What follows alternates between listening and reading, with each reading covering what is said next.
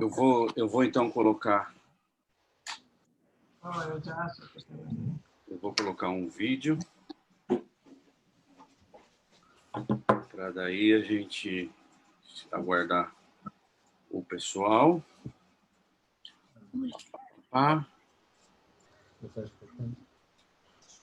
isso. Share. Eu tinha ido na tela errada. Feito coisa errada. Mas agora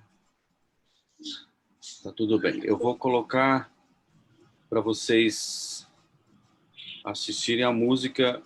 Vamos dizer que é a música oficial do PG, que é a música Não Mais Eu. Entendeu?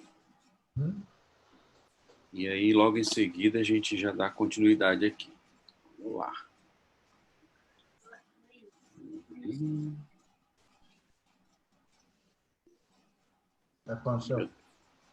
Eu tenho que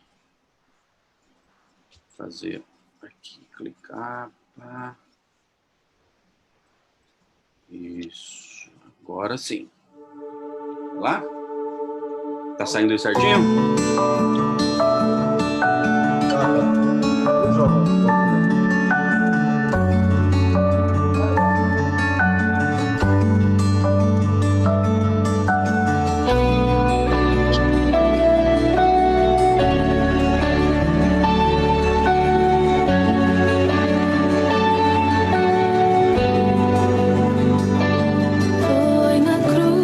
Foi na cruz em que ao fim percebi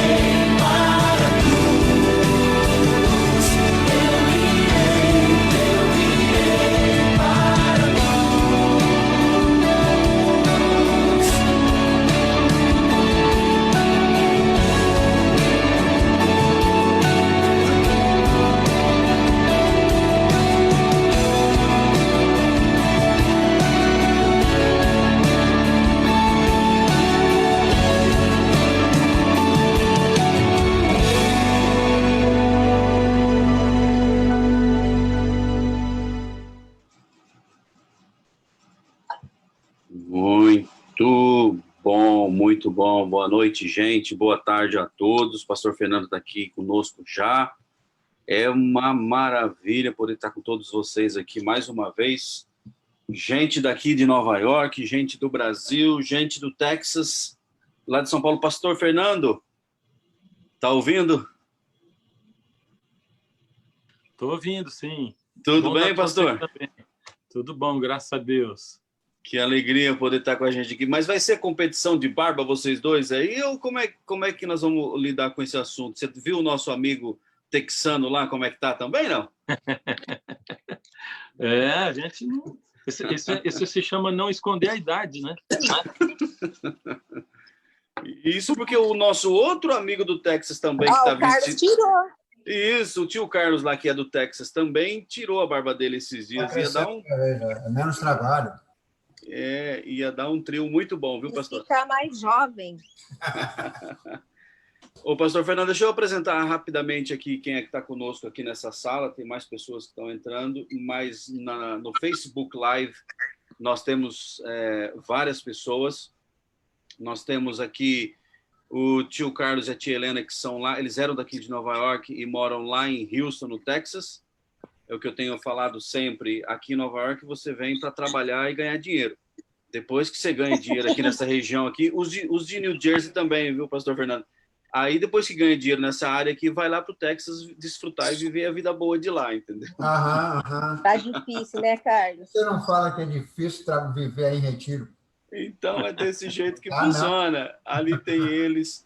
Nós temos ali abaixo dele tá o Silas, o brother, o primo, que está sempre com a gente e é muito bom, amigo de longa data. Temos também a família do pastor Biasotto, pastor Fernando, que está lá com a Liliane, o Joshua, a avó Vilma, que é a mãe do pastor Biasotto. Pastor Biasotto deve estar em alguma reunião, trabalhando sempre, como sempre, duro.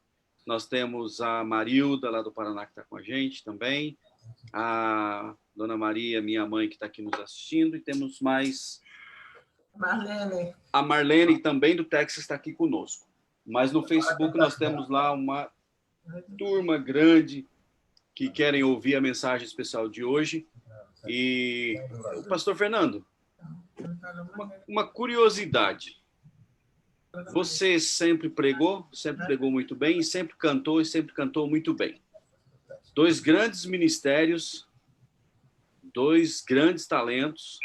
A pergunta é o seguinte: tem uma preferência de desses 2 ministérios ou não? Como é que você prefere cantar ou você prefere pregar? Como é que os dois é junto? Como é que funciona, pastor? Olha, assim, durante a minha vida, meu ministério pastoral, sim. Eu tive que deixar a vida ser direcionada pelo Ministério Pastoral de Pregação, né? Quer dizer, sim. Não dar prioridade à música quanto a lugares para onde eu iria ou onde eu trabalharia, né? Sim, mas sim. Eu costumo dizer assim que são 2 asas de um passarinho, né? Então não dá para escolher uma das 2. Se tirar uma, o passarinho cai, né? Poxa vida, mas que bênção, viu? É muito bom. Eu lembro do... Qual foi a primeira aparição sua? Foi como cantor no Arautos do Rei ou teve alguma coisa solo antes? Como é que foi, pastor? Porque lá do final dos anos 80 que você estava no Arautos do Rei, não foi? Eu cheguei lá em 87. Mas cantar solo foi depois de lá. Foi em 92, né? Eu me formei em 86. Na verdade, 86. 87 eu passei no distrito e o 88 foi o meu primeiro ano na Voz da Profecia, né? Que foi o ano que a gente gravou Habita em Mim. Foi Habita em Mim. E aí depois, eu já tinha uns 2 gravados, aí tinha Felicidade Sem Fim, aí depois que veio meu primeiro solo, né? Sim. Quarteto marca muita gente, e eu sou apaixonado por quarteto, lembro dessa formação. E tem um amigo nosso que está nos assistindo aí também, lá de Curitiba, que eu acho que mais quarteteiro que esse, o Cláudio Barbosa. Eu acho que mais quarteteiro desse não tem não, viu? E a gente também, Silas, ele. Sim, sim. A gente foi no festival de quartetos aqui, já faz muito tempo, isso já uns 7 anos, eu acho, no National Quartet Convention, e foi muito bom.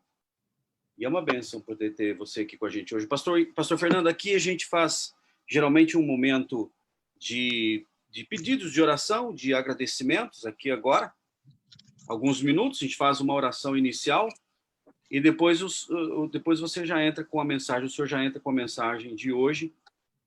Pode falar você mesmo, que eu gosto. Vai, né? Fica mais jovem?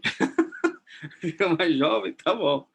E aí a gente já vai para a mensagem, e depois essa mensagem ela fica lá na página e tem atingido muitas pessoas, tem sido uma bênção. As pessoas querem muito saber o que tem acontecido aqui, como é que está essa pandemia, essa crise.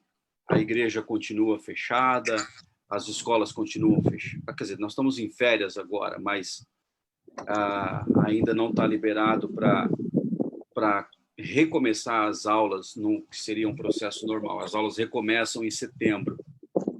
Isso não vai acontecer. Os eventos de teatro, ali da Broadway, restaurantes, esportes, tá tudo parado ainda, e eu acredito que vai continuar parado. Agora, as praias, os parques, isso foi aberto, e tá assim uma confusão, uma mistura, né? Pessoas que acham que o uso da máscara não é válido, não tem nada a ver, outros acham que tem que ser, e, enfim, tá indo desse jeito.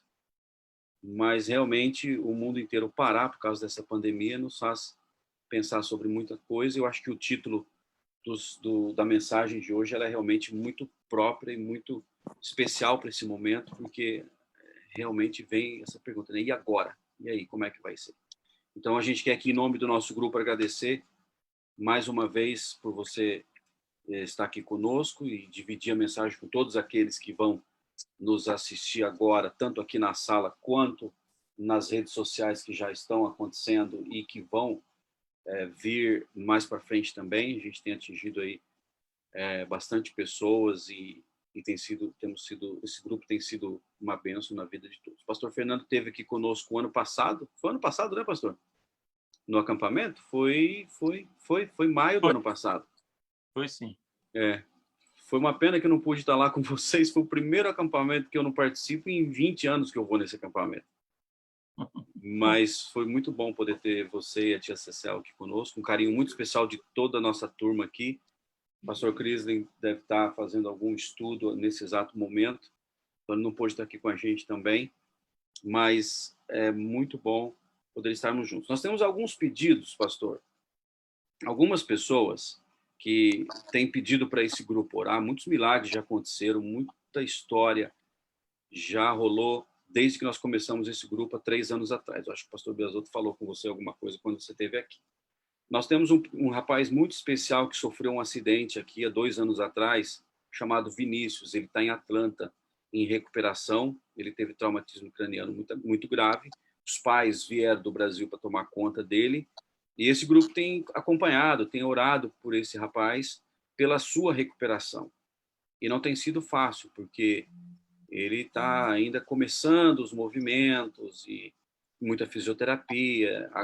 Só para você ter uma noção, há um mês atrás que foi recolocado um pedaço do crânio que tinha retirado por causa da cirurgia e do trauma craniano que teve. Então, hoje foi uma reunião, até nós colocamos o pedido de oração lá no grupo que nós temos, que hoje foi um dia que os pais pediram para orar, porque foi uma reunião administrativa para poder definir para onde que o Vini vai, para encontrar uma clínica que aceite o seguro que ele tem e que tenha as condições, os mecanismos, enfim, todo o preparo para o que ele precisa para ir se recuperando daqui para frente. Ele já tem se recuperado bastante, então foi feita uma corrente de oração para que tudo dê certo. A gente não tem o resultado dessa reunião ainda, mas foi entregue nas mãos de Deus e que o melhor possa ser feito. Uma situação muito, muito complicada, muito difícil. Os pais têm que largar tudo no Brasil para poder vir e cuidar do filho aqui. Esse é um pedido especial. nós também temos, queremos lembrar da Lislene, na verdade, é até um agradecimento. Esse grupo orou fervorosamente pela Lislene, esposa do nosso anterior pastor Denison. Aqui, a Lislene foi diagnosticada com câncer e foi feita uma corrente de oração, vários grupos aí, o mundo inteiro orando, e ela, graças a Deus, saiu o resultado de todos os exames que fez essa semana, de que ela está cancer free, não tem nenhum vestígio no corpo dela. Então, ela está agradecendo pelas orações. Graças a Deus. Graças a Deus. Que mais que nós temos aqui? Nós temos a Marlene, que trouxe um pedido. Marlene, você pode expressar seu pedido agora, Marlene, por favor. Da Ivonete. Bom, sim, por favor. Pedir oração para os familiares, né? Que ela sim. morreu essa semana, depois de 2 anos e 3 meses em coma. Descansou. E continuar orando pela Marlene, minha amiga, que a quimio está dando resultado no câncer dela, ela está melhorando. Meu filho já está bem, graças a Deus, o Douglas. Que bom. Eu também...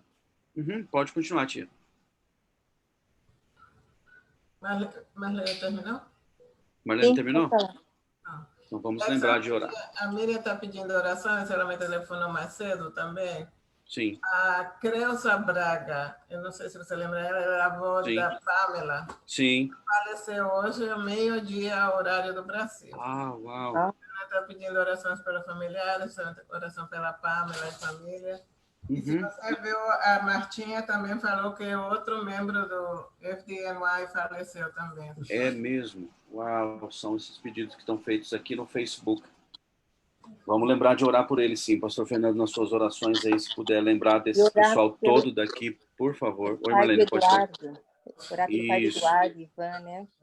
Isso. Temos também um outro pedido que é para Letícia Frota. Ela tem 32 anos, ela teve um AVC e está na UTI. Vamos lembrar de orar por ela também.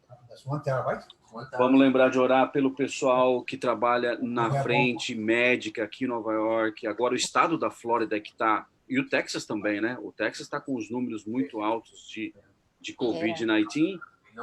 Lembrar dos nossos... Lá na Flórida, principalmente, que nós temos lá o Florida Hospital, o Hospital da Flórida, que é uma instituição adventista, onde tem muitos adventistas lá trabalhando. Então, que a gente possa lembrar deles, desse pessoal que está aí de frente, trabalhando, de todos os pedidos. A Marta é da nossa igreja, pastor Fernando, e ela trabalha no departamento dos bombeiros aqui em Manhattan, aqui na cidade, e parece que a cada semana morre alguém. Toda semana ela tem um pedido pelas famílias de algum companheiro ou de alguém lá do departamento onde ela trabalha. Então vamos lembrar de orar por todos esses pedidos, aqueles que são feitos também. E Deus conhece o coração de cada um, aqueles que não se expressaram, Deus sabe da necessidade de cada um. Eu gostaria de pedir, então, para a tia Helena que fizesse uma oração nesse exato momento, por gentileza, por esses pedidos. Antes fazer a oração? Sim, pastor. Eu quero colocar um pedido pela minha mãe, sabe? Ela está muito doente já há algum tempo. E há um mês ela ficou hospitalizada e tal, e está numa situaçãozinha bem difícil, assim. Está com 81 anos, né? Sim. E orar por ela, tá bom? Tá bom. Nós já fizemos pedido de oração, pastor, pela sua mãe, já desde que você me falou da primeira vez, e realmente nós vamos lembrar. Ela teve uma melhora, e como é que está o estado dela hoje? Ela tá numa condição bem ruim ainda, né? O médico deu alta, mas para uma alta, sim, mas ela está bem sem condições, assim, vai estar em casa, mas está bem sem condições, né? Vamos lembrar de orar por ela, sim. Então tá, tia Helena, por favor, dirige uma oração para todos os pedidos. Pode falar. Não, a avó queria pedir pelo braço dela. Sim, vó. Vamos lembrar de orar pelo seu braço, sim. Muita dor todas as noites. O Edson, oi, pode falar. eu queria que orasse também pela Raquel, ela não está muito bem e a mãe dela exige muito cuidado e hoje ela não está nada bem. Vamos orar por elas, a tarefa da Raquel é muito pesada, muito difícil. Sim. E precisa muito das nossas orações. Eu tenho muito dó dela e precisa muito da presença de Deus ali. Quer dizer, ela é dentista, claro que ela é uma pessoa que busca Deus, mas precisa das nossas orações. A carga dela é muito pesada. Sim. E também o Ian, que foi diagnosticado com epilepsia. Então, ele é meu sobrinho e já está dando medicamento e está tendo uma melhora. Vamos lembrar de orar para esses pedidos, então. Mais alguém ia falar? Mais alguma coisa? O Edson. Ô, Rogério. Boa noite. Tudo bem? Não, tudo bem. Falando com o Edson. Peço oração pelo meu pai no Brasil, para ele continuar... ele continua firme lá, saúde, mas ele já não está alimentando bem, não está respondendo bem as coisas. Sim. Então, ore pelo irmão Délcio, meu pai. Vamos lembrar pelo Délcio Correia. E ora por mim também. Homem valente. Rogério também. Aqui. Tá bom. Vamos lembrar de orar sim, Rogério. Vamos lá, então, tia Helena, por favor, vamos fazer um momento de oração agora e em seguida a gente já continua com a mensagem. Vamos lá. Nosso bom Deus e amoroso Pai, grato te somos, Senhor, porque nesta tarde de uma quinta-feira estamos aqui perante a tua presença para ter um encontro com o Senhor. Amém. Novamente. Senhor, perante o Senhor, tenho uns pedidos de orações, outros de agradecimentos, uns que estão doentes, outros que já descansaram, seus familiares estão passando por aquele momento de perda e de sofrimento, ao Senhor. Amém. Senhor, crianças doentes, os filhos preocupados pelos pais. Senhor, quanta calamidade, quanta tristeza nesse mundo. Mas nós sabemos que o Senhor está no lado de cada um deles e de nós também. E te pedimos que o Senhor continue estando assim e que especialmente nos ajude a compreender a mensagem que o Senhor tem para nós. Amém. Sou o pastor Iglesias que vai trazer a mensagem esta tarde, em nome de Jesus. Amém. Amém. Amém. Tá bom, então. Pastor Fernando, os próximos momentos são seus. Que Deus o use grandemente. Mais uma vez, em nome de todos aqui. Estamos distantes, mas estamos na mesma sala. Estamos juntos, no mesmo espírito. Obrigado mais uma vez, pastor. Amém. Bom, eu vou usar vários textos bíblicos. Sim. Eu sei que tem gente que gosta de acompanhar com a Bíblia e tem gente que gosta de anotar, né? Então, para você saber, vou usar vários textos. Eu acho que a grande pergunta que o povo se faz agora é: quando Jesus vai voltar? Né? Será que ele vai voltar logo? Será que vai demorar? Faz muito tempo que eu não vejo a igreja falando tanto a respeito da volta de Jesus, né? Então tem vigília e tal, um monte de coisa falando sobre os acontecimentos finais. E eu não acho que eu nunca vi um movimento tão grande devido ao que aconteceu, né?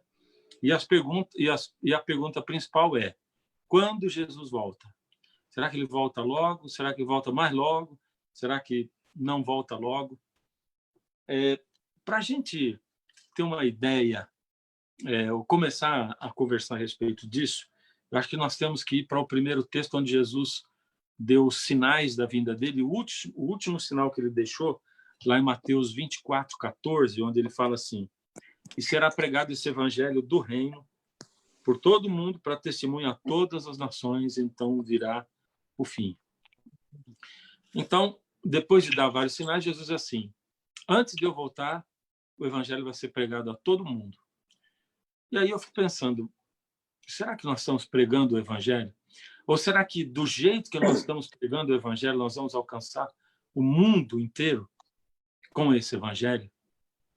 E aí é só você olhar para o tanto de habitantes que a gente tem no mundo, que daqui a pouco vai chegar a 8 bilhões, e pensar que nós temos aí por volta de 23 milhões de adventistas, mas você aí que mora na América, principalmente, vê muitas igrejas fechando, quase nenhum americano nativo indo para a igreja, e assim quem mora na Europa também, em outros lugares do mundo, e até mesmo em alguns lugares do Brasil, né?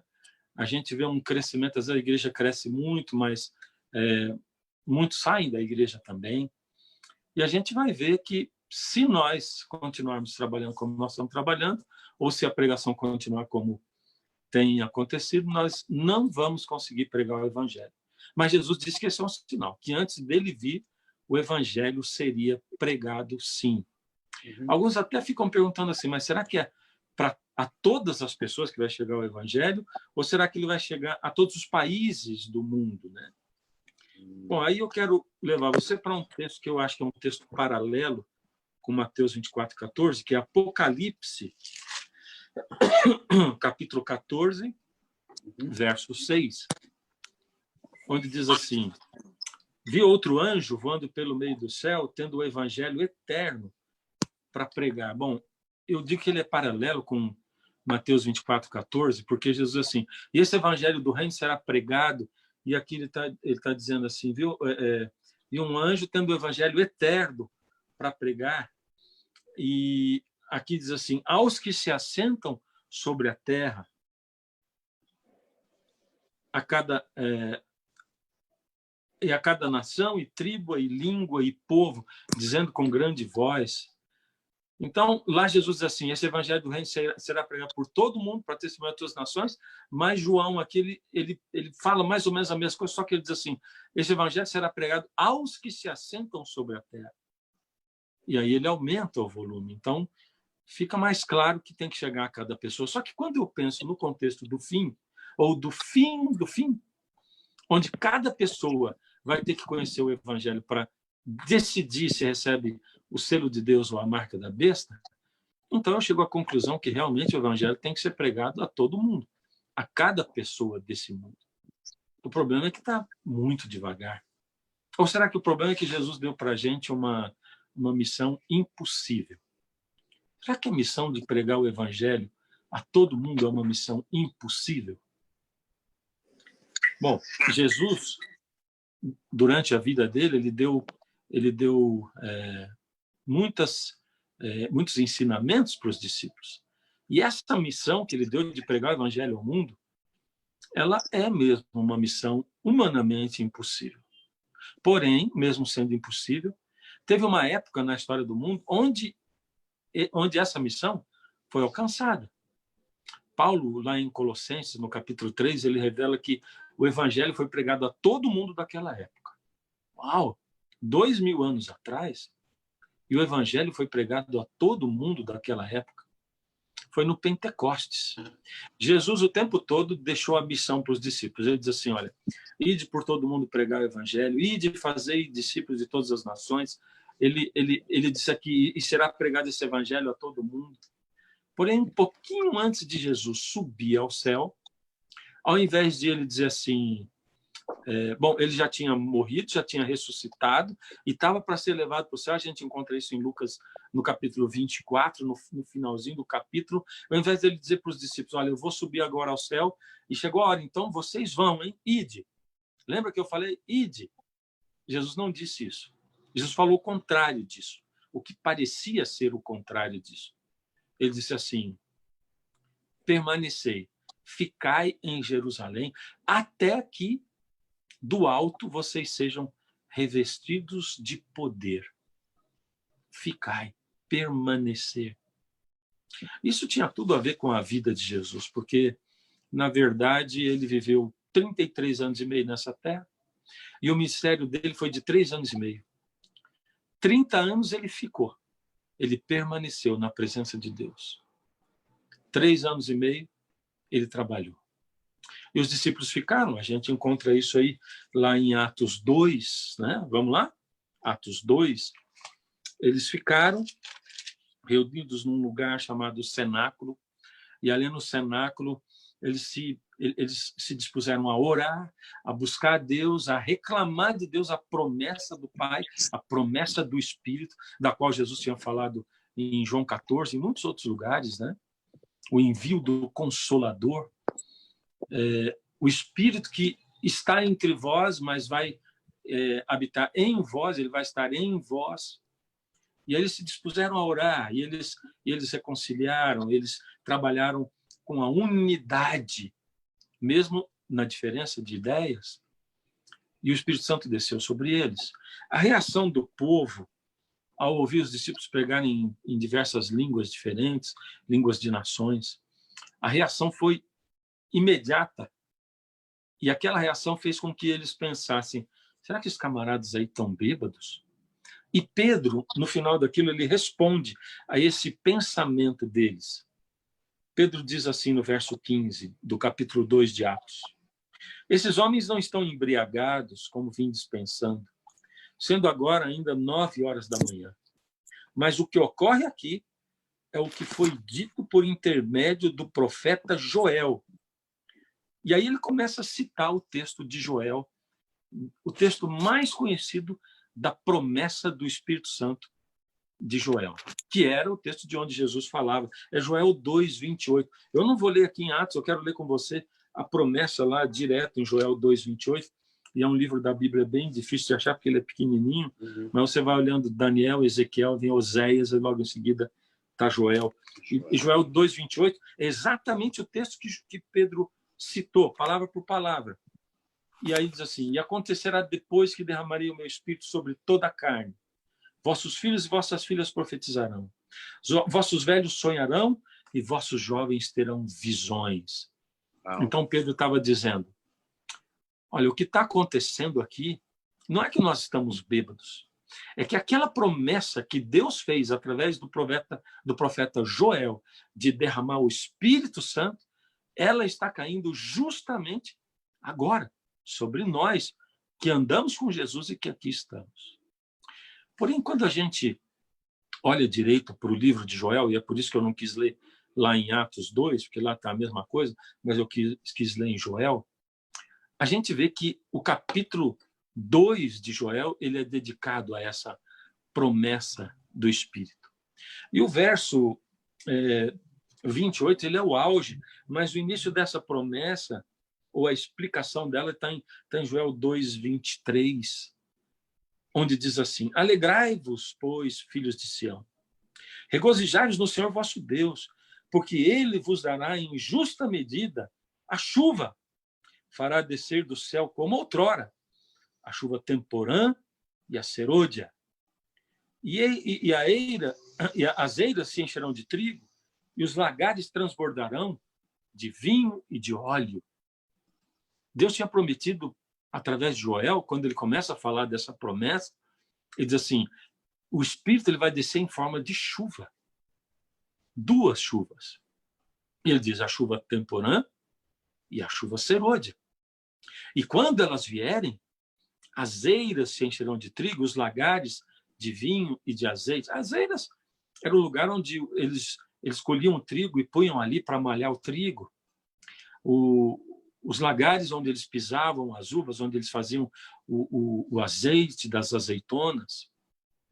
Então, ele estava dizendo assim, quando o Espírito Santo vier, a eira de você não vai ficar... Sabe como é que é? Hoje a gente prega, 1 ano uma igreja pregando e se batiza aqui no Brasil 100, puxa, bastante gente. Aí talvez, não sei, 20, 23, ou talvez nem isso, mas a gente se regozija um monte por ter batizado esse tanto de pessoas. Isso é o que eu chamo, o que a Bíblia chama de eira vazia, de lagar vazio. Mas Joel diz vai ser diferente. Tanto que isso aconteceu lá em Atos 2, quando o Espírito foi derramado sobre eles, no final daquele sermão de Pedro, 3.000 se batizaram. E depois Atos continua falando de 5.000, e depois de centenas de pessoas que cada dia vinham, milhares de pessoas que se juntavam ao cristianismo. É isso que acontece quando vem o Espírito. Mas Joel prometeu 2 chuvas, chuva temporã e chuva serôdia. Como é que é essa coisa da chuva? Lá nas zonas agrícolas de Israel, ali pelo mês de outubro, começava a época das chuvas temporã. Era uma época em que as chuvas caíam moderadamente e frequentemente. Não era uma chuva forte, mas era frequente. Então, já no começo de outubro, os lavradores preparavam a terra, a época das chuvas temporãs começava, a chuva vinha moderada, regava a terra, o agricultor plantava, e aquela chuva moderada e constante ia regando o solo, a semente brotando, aquela plantinha crescendo bem tenra, pequenininha, e se fortalecendo. 1 mês, 2 meses, 3 meses. E então, chegava janeiro. Em janeiro, a planta já estava grande, o grão quase maduro, mas ele precisava de força para amadurecer. Então, começava a época das chuvas serôdia. Aí era uma chuva torrencial, forte e passageira. Como a gente diz aqui no Brasil, pé d'água. Era o pé d'água. Chuva bem forte, torrencial. A planta que já tinha crescido estava forte, robusta, e o grão que tinha quase amadurecido. Quando recebia esse aguaceiro do qual a Bíblia fala, vou mandar chuva, aguaceiro para vocês. Então, o grão terminava de amadurecer e logo em seguida tinha que vir a colheita, a ceifa. Logo em seguida, não podia deixar passar o tempo. Por isso, Deus prometeu o Espírito Santo em forma de chuva, chuva temporã e serôdia. Porque Deus sabia que no início da pregação do Evangelho sobre a volta de Jesus, 2000 anos atrás, quando a igreja cristã nasceu, a igreja precisaria do poder do Espírito Santo, da chuva do Espírito Santo, para crescer. E ele sabia também que agora, no finalzinho de tudo, a igreja também vai precisar de um aguaceiro de chuva do Espírito para poder terminar a pregação do Evangelho, porque essa missão é humanamente impossível. Ela só é possível através dessa chuva do Espírito Santo. Então, o que Pedro estava dizendo ali, na verdade, é o seguinte: olha, nós não estamos bêbados, são 9 horas da manhã ainda. O que está acontecendo conosco é que nós aqui estamos recebendo a promessa de Joel, a chuva temporã, a chuva do Espírito Santo, a primeira chuva do Espírito. Agora eu tenho uma pergunta para você, vamos lá, vamos pensar aí. Se essa chuva que caiu 2000 anos atrás, lá no Pentecostes, é a chuva temporã, e se a chuva serôdia ainda não caiu, e ela não caiu, ela vai cair ainda, nós estamos entre as duas, porém bem mais perto da chuva serôdia, ela vai cair daqui a pouquinho. O que eu quero perguntar é o seguinte: quando foi que a chuva temporã, que começou lá em Atos 2, quando foi que ela parou de cair? Em que momento da história do mundo a chuva temporã parou de cair? Ora, ela começou 2000 anos atrás, não foi? E nós não recebemos a serôdia ainda. Quando terminou? Quando parou de cair a chuva temporã? E a resposta é a seguinte: ela não parou nunca. Essa chuva do Espírito que caiu lá em Atos 2 continua caindo até hoje. Como assim? Para a gente entender isso aí melhor, nós temos que ir para a conversa de Jesus com Nicodemos, em João, no capítulo 3. Nicodemos era um doutor em teologia, ele era membro do Sinédrio, Supremo Tribunal de Israel. Ele era um homem ilustríssimo. Ele se sentiu tocado por Jesus, mas teve vergonha. Mesmo assim, ele foi, procurou Jesus de noite, todo envergonhado. Quando ele chegou, ele viu Jesus, ele elogiou Jesus, né? Jesus não ligou a mínima para o elogio dele, e Jesus foi direto no coração dele. E Jesus disse assim: Nicodemos, você tem que nascer de novo. Em outras palavras, Jesus estava dizendo assim: esse Nicodemos que tem aí, desse aí não se aproveita nada. Esse aí tem que morrer e tem que nascer um outro. E Nicodemos, embora tenha entendido o que Jesus estava falando, ele foi irônico, porque naquele mesmo momento, assim, você sabe como é que é, né? O orgulho, o coração, poxa, mas eu tão grande, eu, pastor fulano de tal, doutor fulano de tal, venho aqui falar com esse Zé Ninguém, ele disse que eu tenho que nascer de novo. E Nicodemos diz assim: mas como é que eu vou entrar na barriga da minha mãe, sendo eu já velho? E aí Jesus disse: Nicodemos, eu vou te explicar do que eu estou falando. Nós dois estamos falando de coisa diferente. Você está falando de nascimento da carne. Quem nasce nesse mundo nasce da carne, nasce da mãe. Todo mundo nasce da carne nesse mundo. E quem nasce da carne continua praticando as obras da carne. Mas eu estou falando de um nascimento diferente. Eu estou falando de nascer do Espírito. Porque quem nasce da carne é carne, mas quem nasce do Espírito é Espírito. E você, Nicodemos, precisa nascer da água e do Espírito. Que coisa é essa de nascer da água e do Espírito? Bom, acho que se eu perguntar para vocês aqui, a grande maioria de vocês é nascido da água, né? E nascido do Espírito. Acho que lá no acampamento eu perguntei para vocês. Quem é nascido da água? Quem é nascido do Espírito? Né?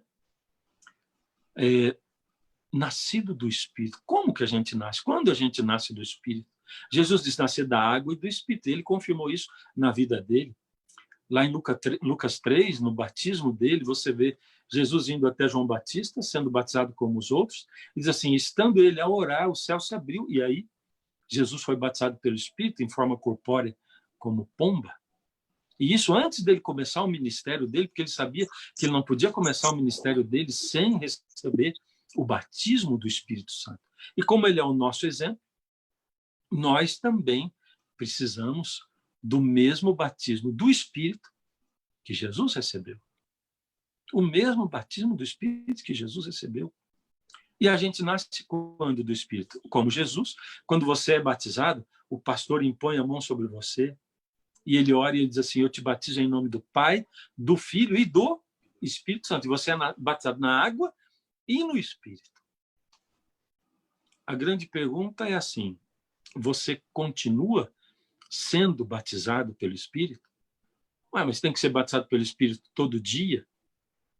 Ellen White, no livro Parábolas de Jesus, ela diz assim, olha, Jesus recebia cotidianamente novo batismo do Espírito. Como é que é isso? É assim, olha, quando a gente é batizado na água e no Espírito, a gente recebe de Deus uma lamparina, como aquela das 10 virgens, lembra? Uma lamparina cheia do óleo do Espírito. A lamparina tem que estar acesa o tempo todo. Se a lamparina apagar, é porque você morreu espiritualmente. Acontece que quando você acorda no outro dia, a semelhança lá das 10 virgens, que a Bíblia diz, Jesus conta lá em Mateus, no capítulo 25, na parábola das 10 virgens, ele diz assim, todas tinham um azeite, todas dormiram, e quando acordaram, elas disseram assim, as nossas lamparinas estão se apagando. Não tinha apagado ainda. Estavam se apagando. Enquanto a gente dorme de noite, o azeite abaixa, o fogo quase apaga. Aí no outro dia você tem que levar sua lamparina diante de Deus de novo, porque na parábola diz assim, ide aos que o vendem e comprai. Só quem vende isso de graça é Jesus, é Deus. Então a gente tem que ir diante de Deus, de Jesus, clamar pelo Espírito e ele enche a lamparina de novo. E isso todo dia e todo dia. 1 Tessalonicenses, capítulo 5, verso 19, ali Paulo diz assim, não apagueis o Espírito.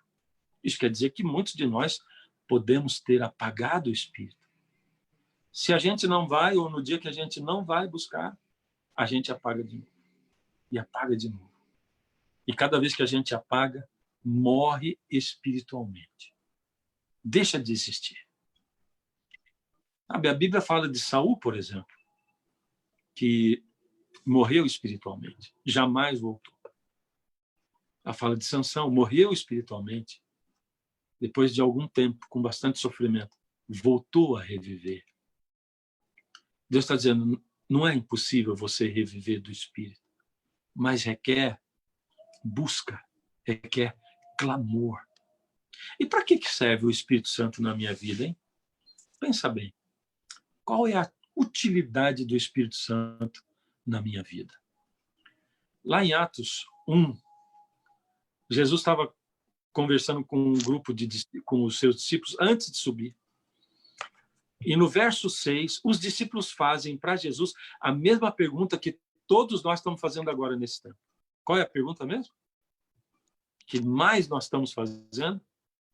Quando voltará o Senhor Jesus? Quando ele vem para colocar o reino eterno dele na terra? Então, Atos 1:6 diz assim: e os que estavam com Jesus lhe perguntaram: Senhor, será agora que hás de restaurar o reino de Israel, a Israel? E Jesus responde, e ele diz assim: não vos compete saber sobre tempos ou épocas que o Pai reservou pela sua exclusiva autoridade. Em outras palavras, Jesus diz assim: não adianta você ficar me perguntando se é agora que eu vou voltar, ou se falta muito, ou se falta pouco. Não adianta perguntar, porque eu não tenho como responder. É o Pai que sabe, exclusiva autoridade dele. Mas eu vou dizer outra coisa para vocês. E aí no verso 8 ele diz assim: mas recebereis poder ao descer sobre vós o Espírito Santo, e sereis minhas testemunhas. Ou seja, a primeira coisa para a qual o Espírito Santo serve é para ele me tornar uma testemunha de verdade.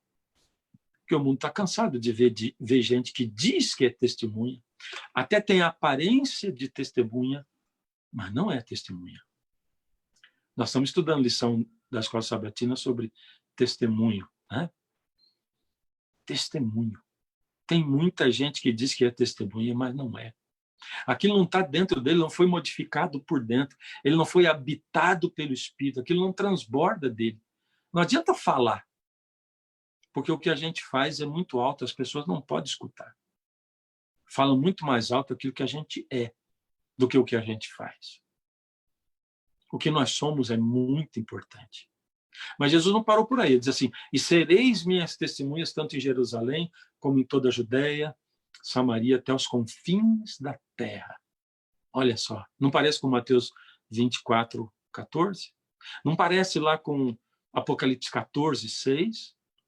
Jesus está dizendo assim: depois que você for transformado e você for minha testemunha, aí você vai poder ser enviado para aqui, Jerusalém, Judéia, Samaria, até os confins da terra. Aí sim, o meu Espírito também, além de dar o poder para transformar você, ele vai dar o poder para você testemunhar para outras pessoas, e o Evangelho vai chegar até os confins da terra. A gente fica muito se perguntando assim, quando, né? Quando? A minha Bíblia ficou parada aqui em Joel, porque eu citei vários textos, mas ela ficou paradinha no Joel 2. E tem uma palavrinha que eu quero terminar com ela aqui no Joel 2:28. Ele começa dizendo assim, ó: e acontecerá depois que derramarei o meu espírito sobre toda a carne, e vai falando, vossos filhos, vossas filhas, tal. A palavra que eu quero destacar é depois. E acontecerá depois que derramarei o meu espírito. Depois do que será? Deus está fazendo uma promessa através de Joel, e a promessa assim: e acontecerá depois que eu vou derramar o meu espírito. Bom, nós estamos esperando aqui o derramamento do espírito. Mas só esperar não adianta. Só aguardar quando ele vai chegar não adianta. Primeiro porque se a chuva serôdia, que é pé d'água, se ela cair sobre uma planta que não está recebendo diariamente a chuva temporã, ela não vai fazer bem para essa planta. E aqui está uma coisa para você não esquecer nunca mais. O que é chuva temporã? Chuva temporã é a mesma coisa que batismo diário do Espírito Santo. Mesma coisa.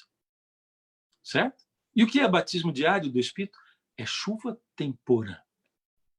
A chuva temporã não parou desde lá de Atos. Ela cai ainda até hoje. Ela está disponível para a gente receber, para a nossa planta crescer, para quando chegar a chuva serôdia. Não adianta a gente esperar uma transformação completa quando a chuva serôdia chegar. A transformação acontece hoje. Aí você pode dizer, mas se o Espírito Santo que estava disponível lá em Atos 2, ele cai até agora, por que a gente não vê o dom de cura, o dom de línguas? Por que a gente não vê os milagres? Por que a gente não vê essas coisas todas? Olha, quando a gente olha para a Bíblia é tão maravilhosa que ela explica tudo para nós. 1 aos Coríntios, 2 aos Coríntios, Paulo está tratando justamente com essa diversidade de dons. E ele fala, entre outras coisas, assim: vocês ficam lutando por esse dom, por aquele dom. Nós somos o corpo de Cristo. Cada um é importante, igualmente importante nesse corpo. Um é pé, outro é nariz, outro é mão. Todos são importantes. E ele diz assim: busquem os melhores dons. E eu vou apresentar para você um dom melhor. E ele apresenta o amor. Esse é o dom melhor. Um caminho sobremodo excelente. O caminho do amor. Porque quando o Espírito Santo se manifesta na vida de alguém, essa pessoa, a primeira coisa que aparece na vida dela é o amor. Essa é a primeira coisa.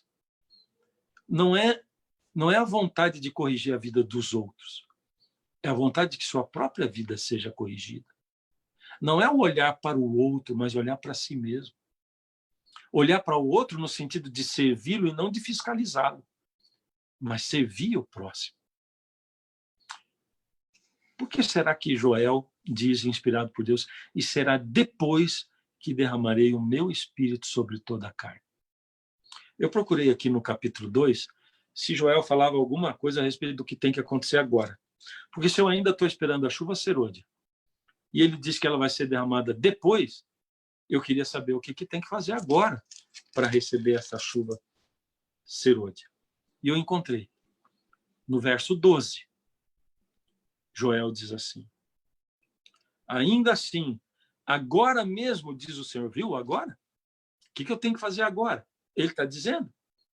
Ainda assim, agora mesmo, diz o Senhor, convertei-vos a mim de todo o vosso coração, isso com jejuns, com choro e com pranto. Não é uma conversão comum, não é uma conversão qualquer. Não é uma entrega irresponsável. É uma entrega de verdade, onde você abre mão para Deus de tudo, de qualquer sentimento, de qualquer posse, de qualquer sentimento egoísta que habite no seu coração, de qualquer prazer. A gente fica muito achando que Deus está muito afim de tirar da gente coisas que a gente gosta muito, que vão fazer muito bem para nós. Mas olha, eu li esses dias uma declaração de Ellen White, fantástica, quando ela diz assim: Deus não nos pede para entregar nada que nos faça bem. Nada. Ele só pede para a gente entregar o que não presta. O que faz bem, ele deixa com a gente. Então, quando você fizer a entrega, você diz assim: Senhor, eu entrego tudo. Aí na tua cabeça vai ver assim: ai, Senhor, mas tal coisa eu não gostaria de entregar. Eu entrego essa também, você diz para Deus. Ele diz assim: convertei-vos de todo o coração com jejuns, com choro e com pranto. Rasgai o vosso coração e não as vossas vestes. Ou seja, façam uma conversão interior, não exterior. E convertei-vos ao Senhor, vosso Deus, porque Ele é misericordioso e compassivo e tardio em irar-se e grande em benignidade e se arrepende do mal. Que Deus é esse?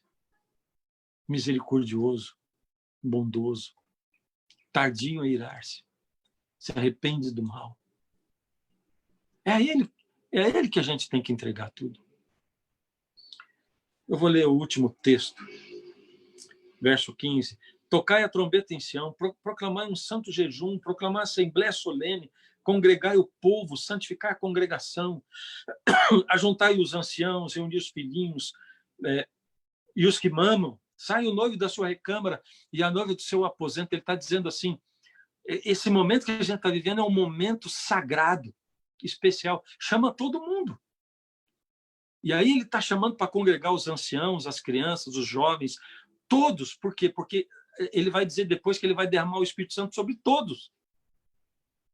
Por isso, Deus está falando com você também, que é criança e que pode estar assistindo hoje. Quem sabe na sala, com seu pai, com sua mãe. Está falando com você também.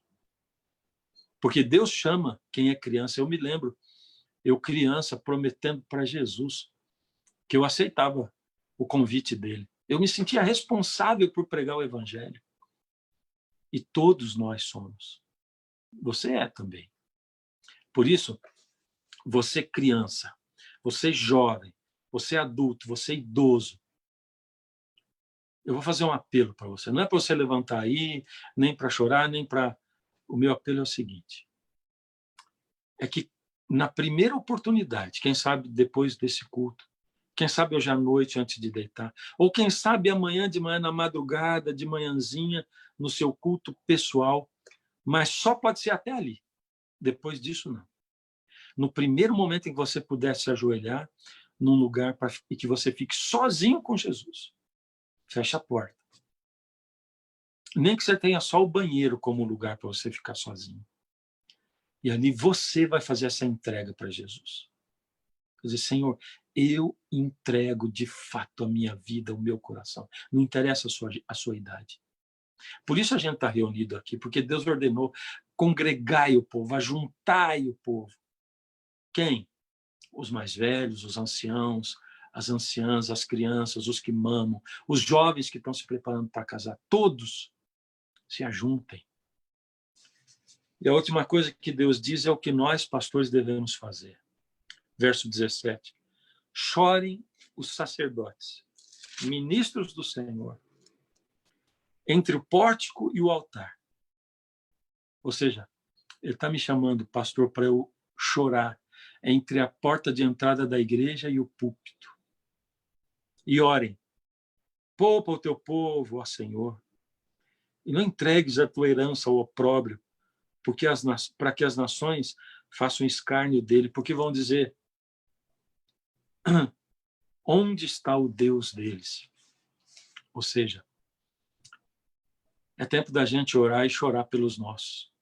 E de dizer, Senhor, poupa o teu povo, poupa os nossos jovens, poupa as nossas famílias, poupa as nossas crianças. E ajude-nos todos a despertarmos, a acordarmos. Ajude-nos todos a entregarmos de fato tudo na nossa vida, sem segurar nada para nós. Deixar com que o Senhor nos use e sermos mais felizes do que nunca, completos pelo teu Espírito. Eu vou orar para que a gente consiga fazer essa entrega hoje à noite, quem sabe até amanhã, de madrugada ou de manhãzinha. Mas o apelo de Deus para você é para fazer isso. Uma entrega de fato. E o resto, ele vai te ensinar tudo como fazer. É só caminhar com ele. Porque quando a gente tem uma lâmpada cheia do Espírito Santo, ela ilumina o caminho da gente. Ela ilumina por onde nós devemos andar. E a gente não tem dúvida do que nós devemos fazer ou não. Fecha os olhos. Deus amado, Senhor, eu entrego nas tuas mãos o nosso desejo de fazer uma entrega verdadeira, individual, cada um declarando ao Senhor o quanto deseja que o Senhor tome posse completamente das suas vidas. Nós estamos prestes a receber a chuva serôdia, o mundo. Mas nós queremos ter a nossa planta crescida. Por isso nós queremos receber diariamente a chuva temporã, diariamente o novo batismo do Espírito. Ó Senhor, muitos estão desanimados, muitos estão tristes, muitos estão enlutados. Mas esse mundo, nós sabemos, está se preparando para receber o Senhor. E a gente sabe, Pai, que no finalzinho de tudo, as coisas não vão melhorar. Mas o Senhor vai nos suster. O Senhor vai nos sustentar. O Senhor vai plantar no nosso coração uma alegria inigualável. E é isso que nós precisamos, Senhor. A alegria que não depende da saúde, que não depende do dinheiro, a alegria que não depende das conquistas desse mundo, Pai. A alegria que depende da habitação do Espírito na nossa vida. Toca o nosso coração, a nossa vida, e nos ajuda a fazer essa entrega em nome de Jesus. Amém. Amém. Prazer, gente, poder estar com vocês. Amém. Que Deus abençoe todos. Vamos orando uns pelos outros. Com e fazendo certeza. essa entrega diária da nossa vida para o Senhor. Valeu, Edson. Amém. Obrigado, pastor Fernando. Aqui nós vamos continuar orando por você, pela sua esposa, pelos seus filhos, pela sua mãezinha. Conte com as nossas orações para o seu ministério, que Deus possa usar grandemente todas as suas mensagens, sua voz, todo o seu talento, as duas asas, como você disse, pastor, e que Deus possa acompanhá-lo para sempre no seu ministério e que todos nós juntos possamos nos encontrar um dia nos céus, que essa é a nossa grande ansiedade, nosso grande desejo. Obrigado, pastor Fernando. Amém. Amém. Recebe o nosso carinho aqui desse pessoal distante, mas muito, muito presente. Nós temos um carinho muito especial por você estar conosco todas as vezes que você passa por aqui. E é muito bom poder receber a sua mensagem mais uma vez. Que mensagem maravilhosa, pastor. Deus te abençoe grandemente. Amém. Fiquem com Deus. Tchau, obrigado, gente. pastor. Obrigado. Deus abençoe grandemente. Fiquem com Deus. Amém. E só rapidinho aqui, pastor Fernando. No sábado agora à noite, você vai estar junto com mais outros pastores participando da vigília do NASP, junto com o pastor Gilson e mais a turma toda. Isso. Olha, eu estaria, mas por conta da saúde da minha mãe, eu não vou estar. Ah, ok. Tá bom, então. Então eu vou estar com a minha mãe. Ah, tá bom? Que bom. Nós vamos orar por vocês e por ela também. Mas nós vamos estar presentes também virtualmente na vigília de sábado agora. Um abraço, pastor. Obrigado mais uma vez. Deus abençoe. Deus abençoe vocês também. Tchau. Tchau. Todo o pessoal que está nos assistindo aqui, gente, que mensagem maravilhosa. Muito Amém. bom poder estar com vocês. Todos os que estão nos assistindo pelo Facebook, vários pedidos chegaram aqui depois, vários comentários, e é sempre muito bom poder estar com todos vocês. Nós vamos despedir a todos aqueles que estão pelo Facebook assistindo. Deus acompanhe a todos vocês. Deus sabe do desejo e da ansiedade de cada um. Que Deus abençoe a todos. E numa próxima oportunidade, sábado agora, nós vamos ter esse PG mesmo ao vivo. Vocês vão poder assistir aqui pela página do Facebook a vigília ali do UNASP, que é uma vigília com conteúdo sempre muito próprio para esses dias que nós estamos passando. Então acompanhem as mensagens. Sábado de manhã? Sábado à noite, Rogério, começando. Lá começa às 7 horas, aqui vai termina meia-noite. Termina meia-noite lá, 11 horas daqui. Então a gente vai passar ao vivo. Vamos despedir do pessoal que está nos assistindo online. Boa noite para vocês todos. Fiquem com Deus e